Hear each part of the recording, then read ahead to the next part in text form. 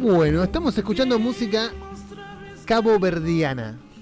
Me gusta. Ustedes saben que el viernes la selección argentina va a jugar contra una de las revelaciones de este mundial, Cabo Verde, y vamos a contar un poquito algún fragmento de la historia de Cabo Verde. Para eso tenemos que viajar en el tiempo y también geográficamente. Crucemos imaginariamente el Atlántico. Nos vamos a África, concretamente a mediados del siglo XX. Okay. Vamos a hablar de la independencia de Cabo Verde y de las luchas anticoloniales en la región africana. Ubiquémonos entonces geográficamente. Imaginen Guinea-Bissau.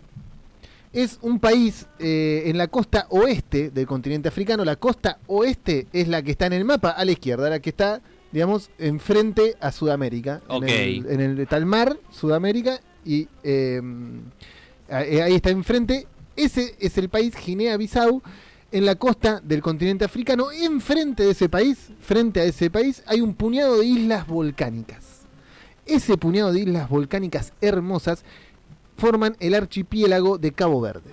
Bien. Bueno, hoy Cabo Verde es un país pequeño, poco más de 530.000 habitantes. Pensemos que un municipio promedio del conurbano bonaerense tiene, La Matanza tiene 1 millón, más de 1 millón, Morón tiene cerca de 500.000.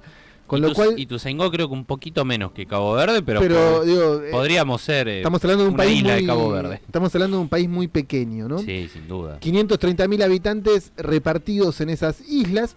Bueno, Guinea-Bissau no, tiene más, tiene 2,3 millones de habitantes, también igual muy poco, pero es el país que está enfrente a Cabo Verde, ¿no? Uh-huh. Pero hace un siglo, bajo el yugo colonial fascista de Portugal, Portugal dominaba toda esta parte de África. Eran colonias de Portugal, del reino de Portugal. Lo que había ahí era explotación, tortura y silencio y muerte. Así se vivía en Cabo Verde, hasta que nació esta persona de la cual vamos a hablar hoy. El 12 de septiembre de 1924, en Bafatá, Guinea-Bissau, nace Amílcar Cabral. Ahí lo tenemos a Amílcar Cabral. Buen nombre. Y es uno de los personajes más importantes en la historia de todo el continente africano, y te diría en la historia política mundial, porque llevó adelante, encabezó estos procesos de descolonización. Hijo de padres caboverdianos, pero nació en el país de enfrente, pero hijo de padres caboverdianos, y esto va a ser clave en la historia. Era un pibe brillante, desafió todo el destino para el cual estaba marcado por su lugar de nacimiento. Los padres no eran grandes, no eran terratenientes, no eran ricos ni nada. Uh-huh. Desafió todo y logra algo que muy pocos lograban, que era viajar a Lisboa, a la capital del país que estaba dominando a su país, el país colonial, pero viaja a Lisboa para estudiar. Bueno, ¿y qué estudia? ¿Política, abogacía? No, estudia agronomía. El tipo ya tenía en la cabeza que estaba pasando algo en su tierra, ¿no? Dice, voy a estudiar agronomía. Se recibe de ingeniero agrónomo y vuelve a su país. Mete un doctorado en antropología también, y antes de viajar, y ahí vuelve a su país. En 1952 ya está de vuelta en su país, en Guinea-Bissau, y el gobierno colonial, recordemos que ahí todavía estaba bajo dominio portugués, el gobierno colonial lo contrata, porque dice, bueno, estudió, ¿no? Tiene un doctorado, es ingeniero agrónomo, uh-huh. Y lo contrata. ¿Para qué lo contrata? Y acá viene la segunda clave del destino. Lo contratan para hacer un censo agrícola. Dice, mira, vos tenés que ir por todo el país, por todo Guinea-Bissau, andate también a las islas estas que están acá enfrente y hacer un censo. A ver qué hace falta, ¿no? Porque era un ingeniero agrónomo. Y esto cambia la vida de nuestro personaje. ¿Por qué? Porque, bueno, deja el trabajo de oficina y empieza a caminar. Y empieza a recorrer todo el país. Y se da cuenta de lo que está pasando. Y ya sabía lo que está pasando, pero se da cuenta de lo que necesita su país. Cabral usó esto del censo como un arma revolucionaria. ¿Qué hizo? Recorrió el país rancho por rancho, casa por casa, pueblito por pueblito, hablando con todos los campesinos. Estudió la tierra, sí, pero sobre todo conoció la miseria y el dolor de su gente. Ahí se dio cuenta de que la teoría no servía si no se ensuciaban las botas, si no se metían en el barro. Y la independencia ya no era una opción, sino una necesidad vital de todo su pueblo. En 1956, 4 años después de esto, funda el PAIG, que es el Partido Africano para la Independencia. Y atención, la G y la C, el PAIG, es Partido Africano para la Independencia, hasta ahí todo bien, pero de Guinea y Cabo Verde. Él ya no piensa solo en Guinea, sino que también piensa en Cabo Verde, el país de sus padres, que son estas islas que están enfrente, en el archipiélago que estaba enfrente de su país, y entiende que es todo la misma causa, que no se podía dividir, que estaba pasando exactamente lo mismo. Bueno, no quería armas por el solo hecho de dispararlas, sino él decía algo que está bastante bien. Él decía, y voy a citar textualmente lo que se extrajo de documentos firmados por él: la lucha no es solo militar. O sea, él decía, la lucha tiene que ser militar. Tenemos que tener armas y tenemos que ir con las armas a pelear por nuestra libertad. Pero ojo, no tiene que ser solo militar. Es educación, es cultura y es organización popular. Organizar al pueblo. Esto suena, digo, a quien le suene tal cual a lo que hablaba Paulo Freire, un pedagogo insigne, educador brasilero. Bueno, no es casualidad. Paulo Freire estuvo allí y gran parte de su formación viene de estas ideas de Cabral también. Okay. Así que atención, y va a haber cruces con más teóricos de los que nosotros conocemos. O sea, Amílcar estableció como unas bases, digamos, de pensamiento anticolonialista. Sí, el anticolonialismo, el anticolonialismo ya estaba, pero sobre todo esto de que los cambios no son, las revoluciones no son cambios en el orden político solamente, sino que tiene que venir de la mano de un cambio de sentido en el orden simbólico, que es lo que decía Paulo Freire también, ¿no? Lo de la cultura y la educación. Y además le añadía organizar al pueblo. No solo darle la libertad y listo, no, organizarlo para que se tiendan esas redes y pueda persistir, pueda avanzar los procesos revolucionarios, ¿no? Bueno, en 1963 ya estaba todo muy podrido ahí en esa zona, ya estaba todo muy complicado, había cada vez más una presión del pueblo por independizarse, las colonias aguantaban como podían, y aguantaban como podían y atacaban y castigaban a los partidos revolucionarios, ¿no? Eran perseguidos, eran fusilados, eran torturados, había una persecución sobre todo para todos los partidos que buscaban la independencia, y la resistencia armada era inevitable frente al napalm y la tortura. Atención, rociaban los campos con napalm, esto era sistemático de parte de los portugueses. Cabral se convierte ahí en un estratega militar impresionante. Ahí da a conocer otra parte de su persona que hasta el momento no se conocía, que es la estrategia militar. Me haces acordar un poquito a Belgrano en esto que bueno, puede ser, claro, un abogado que no era militar. De hecho, se reúne con Fidel Castro. Viaja el Che Guevara allá, mira, ahí está la foto con Fidel Castro. Mirá vos. El Che Guevara viaja en ese famoso viaje que hace de incógnito en el 65 al Congo, a algunos países africanos, visita Cabo Verde y se reúne con Cabral.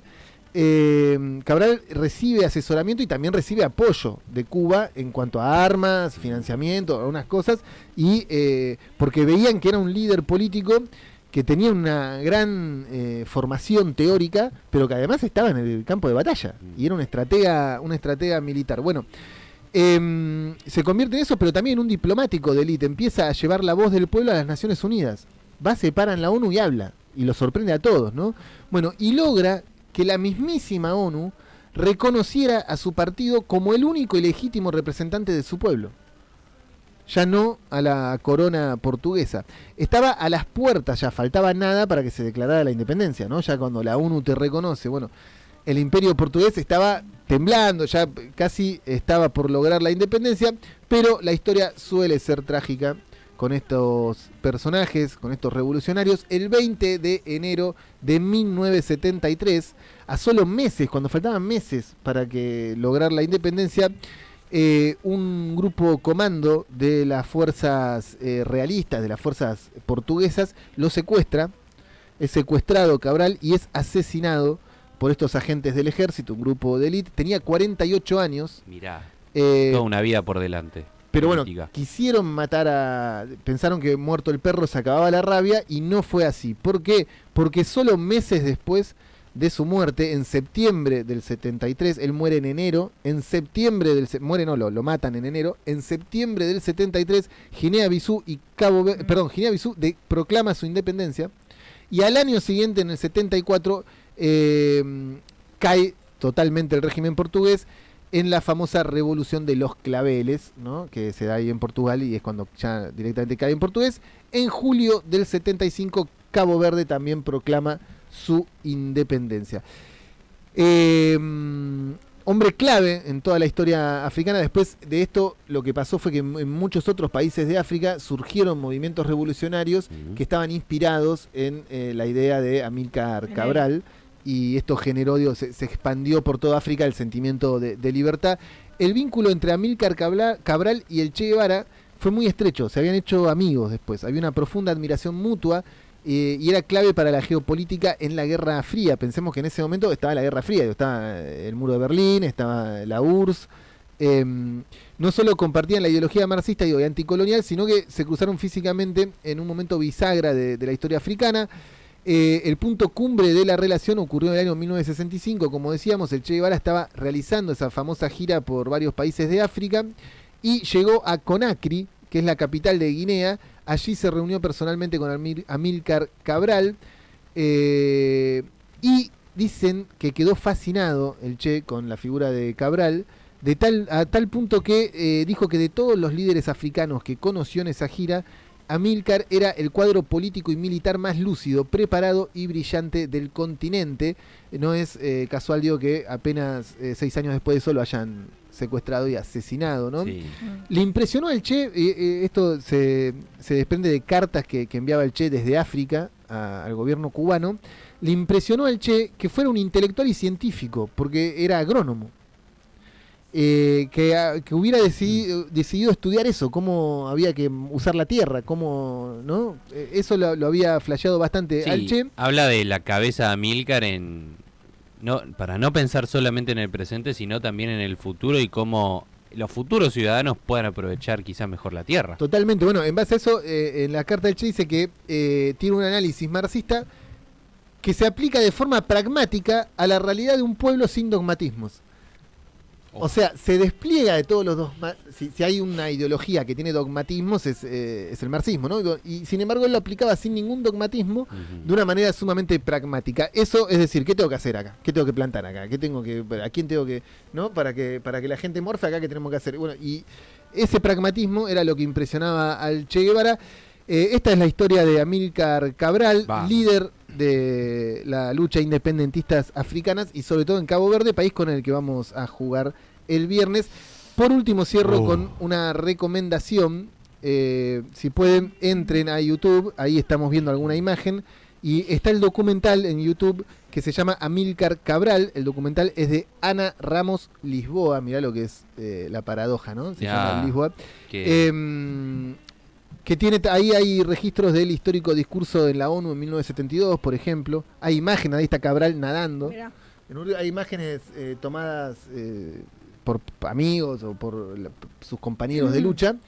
Esto, ¿no? Está su discurso, está el discurso, lo van a escuchar la voz de Cabral y el discurso que dio ante la ONU. Imaginen esto, ¿no? Todos los países del mundo y llega un tipo que es de Cabo Verde, que ni siquiera es el presidente, es uno que está luchando porque le den la libertad y se para ahí, se planta ante todos y da un discurso histórico y ahí llama la atención del mundo, también lamentablemente la de sus asesinos, ¿no?